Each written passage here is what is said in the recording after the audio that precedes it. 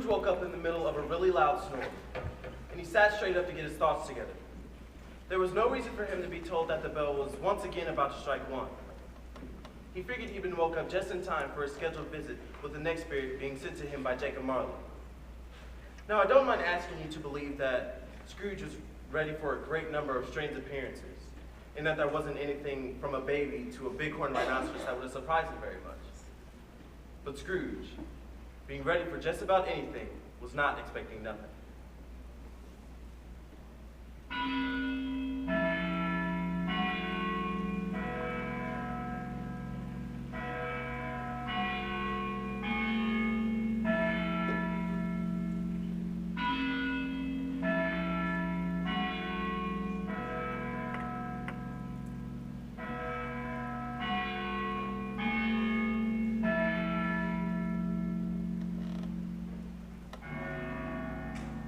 When the bell did strike 1, he found himself trembling with fright. After a while, he noticed a light shining from under the door from the next room. He thought that this had something to do with his expected visitor. So, with that in mind, he got himself off his chair, put on his slippers, and slowly, quietly shuffled to the door. Just as soon as his hand touched the doorknob, a loud voice called him by name. Ebenezer Scrooge! Come on in here and get to know me better, boy. There you are. How you doing? Allow me to introduce myself. I am the ghost of Christmas present. Now, take a good look at me. I'm just willing to bet that you've never seen anything like me before. Am I right? Yeah. No, I haven't. What a shame. You mean to tell me that in all your years on earth, you've never walked with any of my brothers and sisters? Now, I'm talking about my older siblings, born in these more modern times. No, I have to say I haven't. I'm a little ashamed to say I haven't. So, Spirit, do you have a lot of brothers and sisters? Lord have mercy, child. I have got more than 2,000. Well, that is a tremendous family to provide for. Spirit, you take me wherever I need to go. The last spirit, the ghost of Christmas past, she forced me to go with her.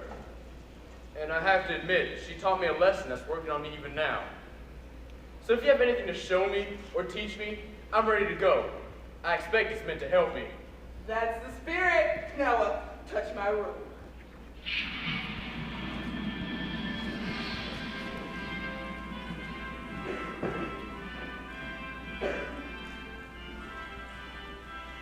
Everything vanished, and now it was Christmas morning, and they stood in the streets of the city. There wasn't anything cheerful in the climate or the town, but there was an air of cheerfulness around that the clearest summer air and the brightest summer sun couldn't replace. The church bells were ringing, and they seemed to be calling everyone to come to services. And did they ever come? All dressed up in their Sunday go-to-meeting clothes, smiling and wish each other Merry Christmas. Then another group seemed to be lined up, waiting for the Walmart to open so they could pick up their layaways. Once or twice, there were a few angry words exchanged between folks who had bumped one another in line. The spirit would sprinkle a little of that incense on them, and they seemed to get their Christmas spirit back directly.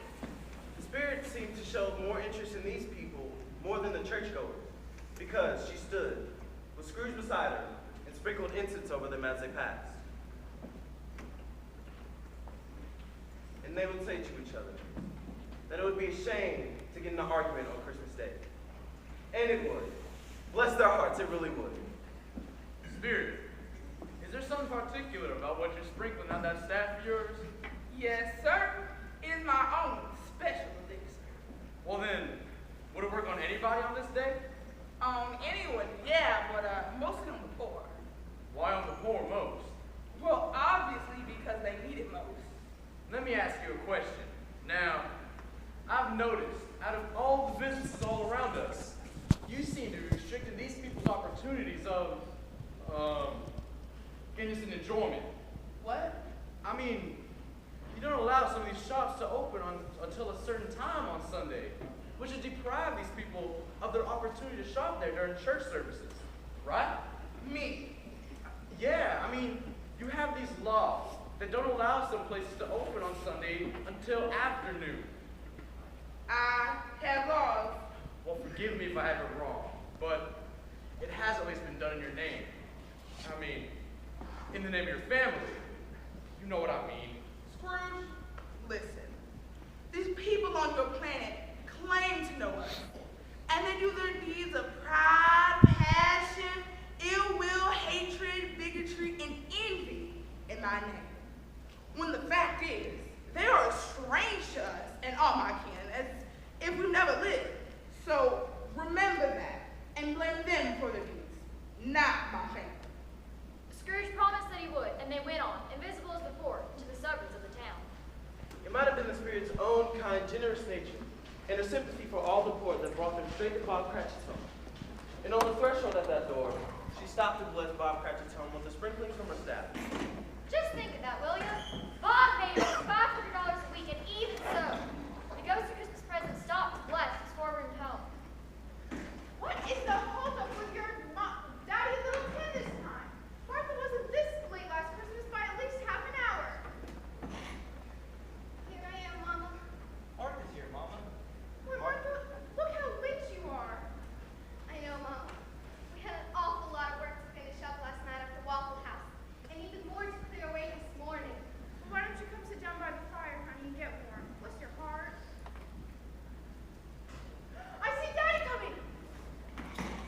I should hide. Merry Christmas, everybody. I don't see Martha. Where is she? She couldn't make it this year. She had to work. What? She's not coming. What do you mean she had to work?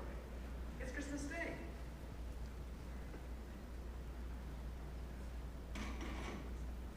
Daddy! Martha. You was fun with me, weren't you? Yeah, Dad. Well, did little Tim behave himself? Well, of course he did. Why, he was as good as gold, maybe even better. You know what? Sometimes he gets so thoughtful when he's sitting by himself a lot. And I tell you, he thinks the strangest things he ever heard. For example, he told me, coming home, that he hoped that people at church saw him because he was a cripple. See, he wanted to remind them, since it was Christmas Day, who it was that made the lame beggars walk. The blind men see. Stan, things getting stronger every day. Merry Christmas, everybody. God bless us. God bless us, everyone. He sat real close to his daddy's side on his little chair, and Bob held his little hand in his, because he loved his little child, and he wanted to keep him next to him always, and he dreaded the thought that he might be taken away from him. Spirit, can you tell me if little Tim is gonna live? Well, I seen an empty stool by the fire, and a crutch without its owner, oh so carefully preserved. If these shadows are not changed by the future, then yes, the child will die. No, Spirit, please, no. Tell me that he's gonna live.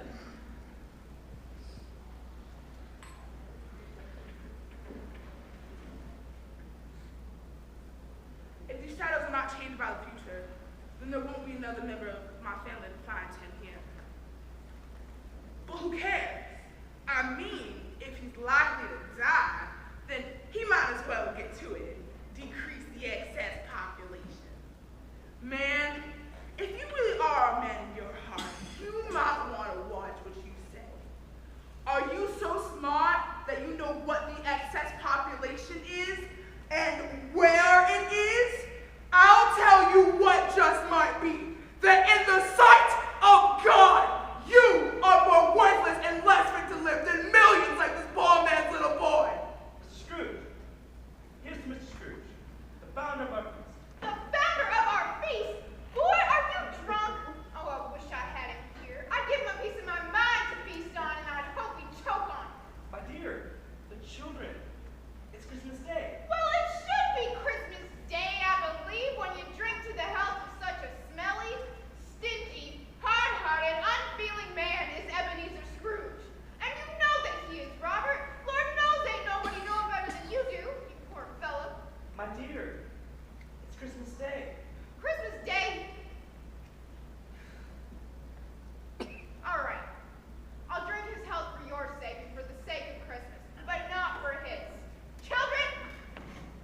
Mr. Scrooge. A long life to him and a Merry Christmas and a Happy New Year. He'll be very merry and very happy, I have no doubt. The children drank the toast after her. And this was the first and only part of the celebration that didn't have any joy in it. Little Tim drank the toast last of all, because he didn't care 2 cents for it. Scrooge, you see, was the, ogre of the family. The mention of Scrooge's name put kind of a damper on the party for at least a full 5 minutes. Once it finally passed, they were 10 times happier than they were before. Just from the sheer relief that any mention of Scrooge the ogre was done with. The Cratchits were not a good looking family. They were not at all well dressed, and they didn't have the best shoes. All in all, they were just a bit shabby. And young Peter might have known. Well, in fact, he very likely did know the inside of the pawnbroker shop. They were happy, grateful. They loved each other and were content with the time they got to share together. And that's what was really important anyway. And as it faded from view, it looked even happier in the bright sprinklings of the spirit staff as it did before. And Scrooge, he kept his eye on it, especially on little Tim, until the very last.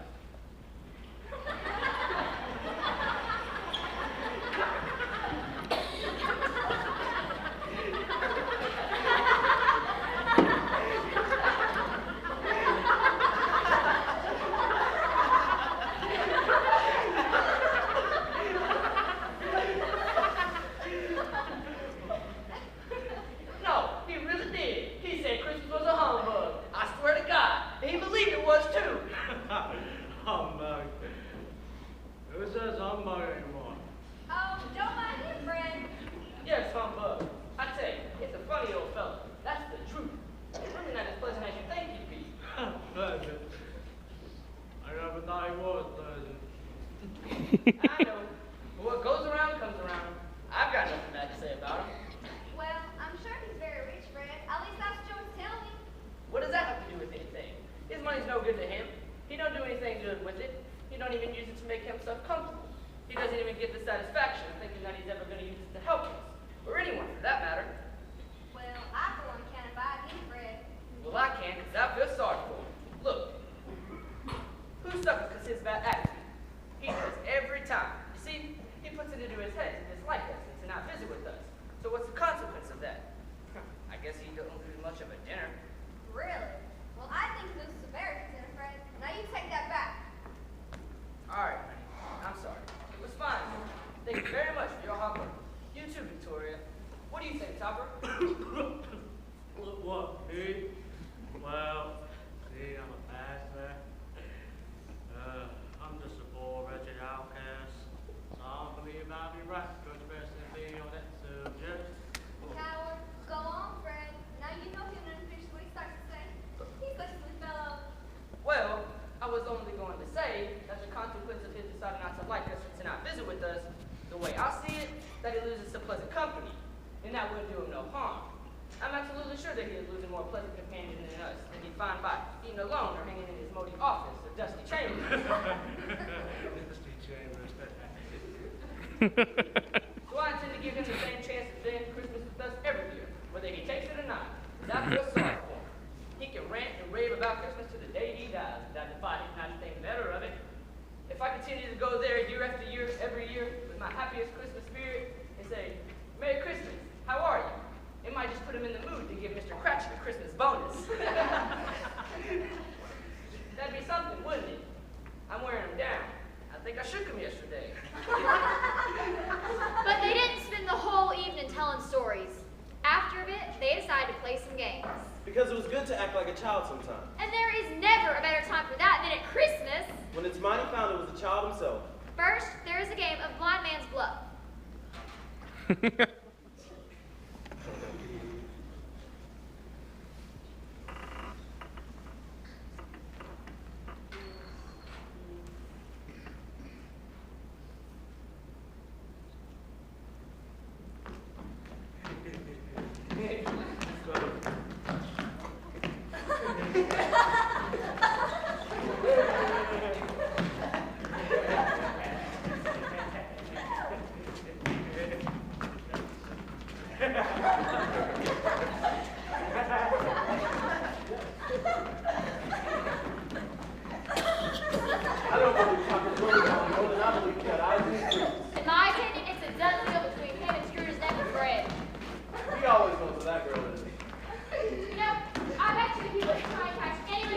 in that blue dress.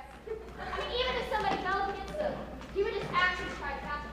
Then he sidled off in the direction of that girl.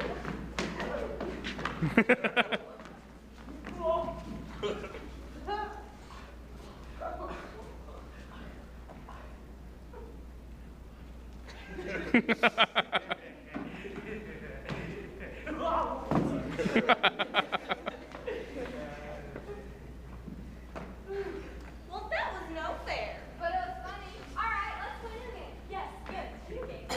Spirit, they're gonna play another game. Let's stay a half hour more. Oh, please, Spirit, please. Just one more half hour. All right, then, let's play yes and no. Ooh, that sounds fun. Ooh, I've got one. Is it an animal? Yes. Is it a live animal? An unfriendly animal? Yes. Yes. A fierce animal? Some think so. An unwanted animal? Often. Yeah, I'm gonna growl and grow sometimes. Usually. Does it talk? Yes. Does it live around here? Yes. Does it walk around in the street? Yes. Is it a horse? No. A cat? No. A dog? No. A tiger? Yeah. A cow? A pig? A bull? No, no, to every one of these. Oh no! Bear! No, apple. Oh, I know what it is, Fred. I know. What is it? It's Uncle Scrooge. It is. Since he's been such a great source of entertainment tonight, I think it's best that we drink to his health. Does everyone have a glass? All right, then. Let's lift the glass to Uncle Scrooge. Uncle Scrooge! He wouldn't take it from me, but he'd be happy anyways. A Merry Christmas and a Happy New Year to the old fellow. Whatever he is, Uncle Scrooge.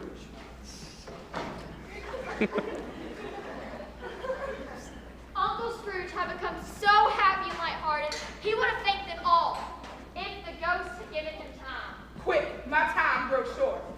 Are spirits' lives this short? My life upon this globe ends tonight. Tonight? Midnight. You hear that? My time grows short. Spirit, forgive me if this is out of place, but I see something strange. Not a part of you. Underneath your robe. Is that a foot or a claw? It might be a claw for the amount of flesh that there is on it. Look here. Spirit, do they belong to you? No, they belong to mankind, but they cling to me, appealing for their future. The girl is want, the boy, ignorance. Beware them both, but especially beware the boy, because on his forehead is written doom. Spirit, is there nowhere for them to go? Are there no programs for them to help them? Are there no prisons? Are there no shelters?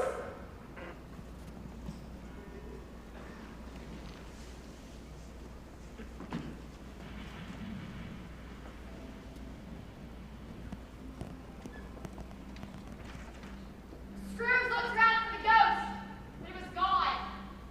He suddenly remembered old Jacob Marlow's prediction, and when he looked back up, he saw a hooded figure coming like this on the ground, straight towards him. The phantom slowly, gravely approached. When it came, Scrooge bent down to his knees, because even the air through which the spirit moved seemed to scatter gloom and mystery. Are you the ghost of the future? You're gonna show me the shadows of things that haven't happened yet, but are gonna happen in the future. Is that right? The ghost of the future! I am more afraid of you than any other spirit that I have seen. But I know you're here to do me good. And since I hope to live to be a better man, I'm ready to bear your company. And I will do it with a thankful heart. Aren't you going to speak to me? All right, lead on, lead on. The night is fading fast and this time is precious to me. I know it. So lead on, spirit. No, I don't know much about it. One way or the other. All I know is he's dead. When did he die? Last night, I think. But what happened to him? I didn't think he'd ever die. God only knows. What you know of all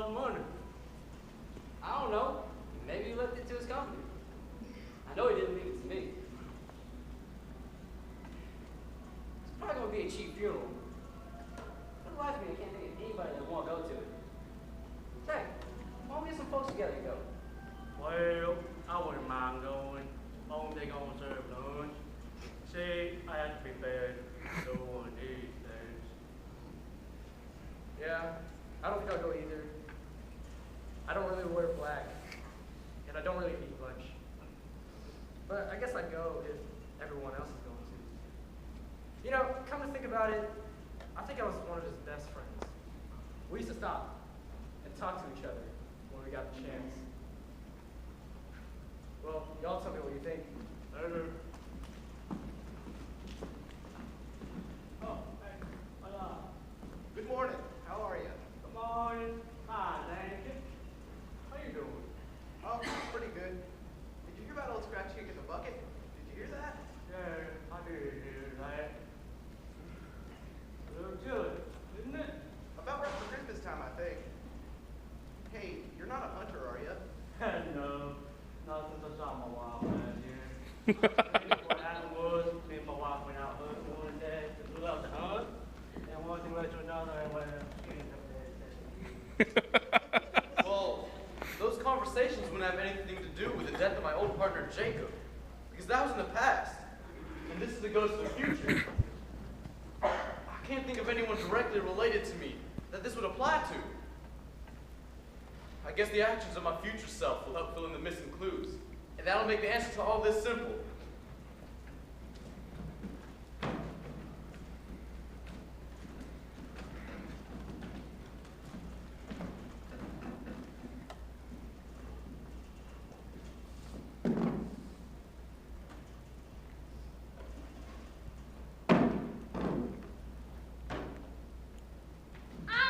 I'm first, y'all. Then Mrs. Dilbert can be second, and the man from the funeral home can be third. What are the odds, old Joe? We all meet here without plan. Well, y'all couldn't have picked a better place to meet. Come on in. Ain't like this is the first time you've been here, you know. You other two ain't strangers neither. We all seem to have the same calling. We're well suited for each other. What are the odds, Mrs. Dilbert? You know, everyone has the right to take care of themselves. I mean, he always did. Lord have mercy, that's the truth. Ain't no man more than him. Don't just stand there like you was afraid of sitting woman. Nobody's the wiser. We ain't gonna be pointing fingers at each other, are we? I reckon not. Well, I should hope not. All right, then. Enough said. I suppose a dead man ain't no worse off on the like of a few things like these. Not a bit. If you wanted to keep him after he was dead, that wicked old screw, why wasn't he more sociable in his lifetime? If he had been, he had someone looking after him while he was dying, instead of just lying there gasping out his last few breaths all alone by himself. Ain't no true words been spoken. I say it's a judgment on him. Well, I wish it was a little harder, Joe. It would have been too. You can count on that if I can get my hands on anything else.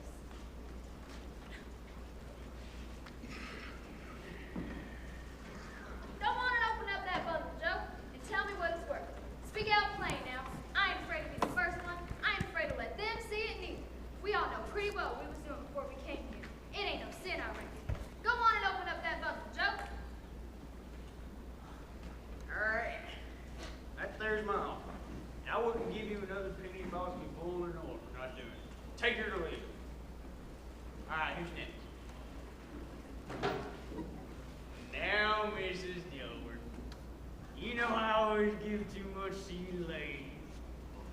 It's a weakness I've got. I swear, it's gonna prove me. No. Fine. There's your account.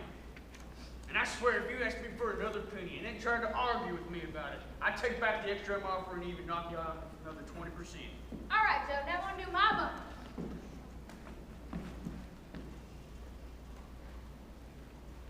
What do you call these?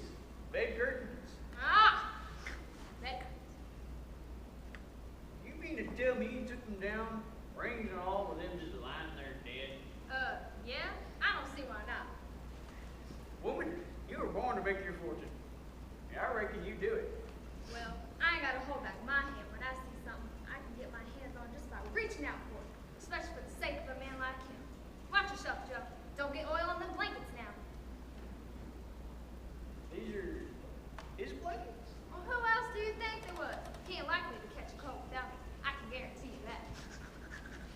I was hoping it didn't die from anything, Jackson. Don't you be afraid of that now. I am so fond of his company that I'd hang around him if he was. That was the finest shirt he had. You can look at it for hours. You won't find a hole in it. You won't find a threadbare place neither.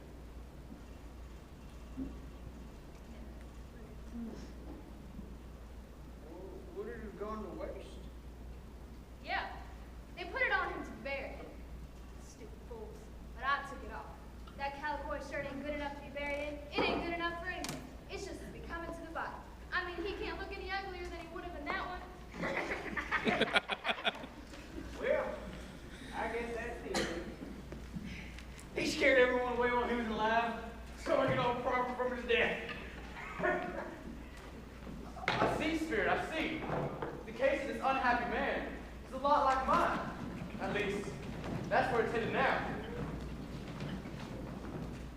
Lord have mercy! What is that?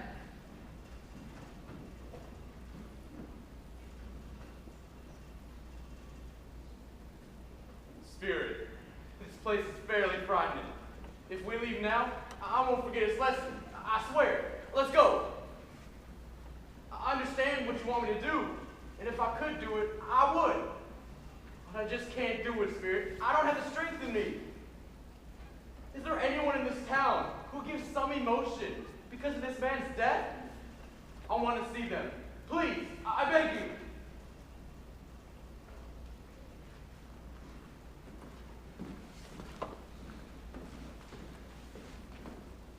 Well, is the news good or bad? It's bad. That's it, we're done for! No, Caroline, there's still a little hope left. Only if he changes his mind, nothing would be passed if that miracle happened.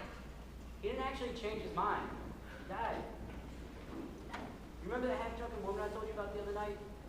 She told me then how sick he was. I didn't believe her. I thought it was just an excuse for him to avoid me. But it turns out it was true. Not only was he sick, but he was dying. So who are dead be transferred to? I don't know. But before that can happen, we'll be ready with money. And even if we aren't, it'd be nearly possible for us to get a more merciless creditor as he replaces him. We can sleep well tonight without any worries. Yes, their hearts were happy because of this man's death. The only emotion the ghost could show him was one of pleasure. No, Spirit. Let me see some tenderness connected with the death.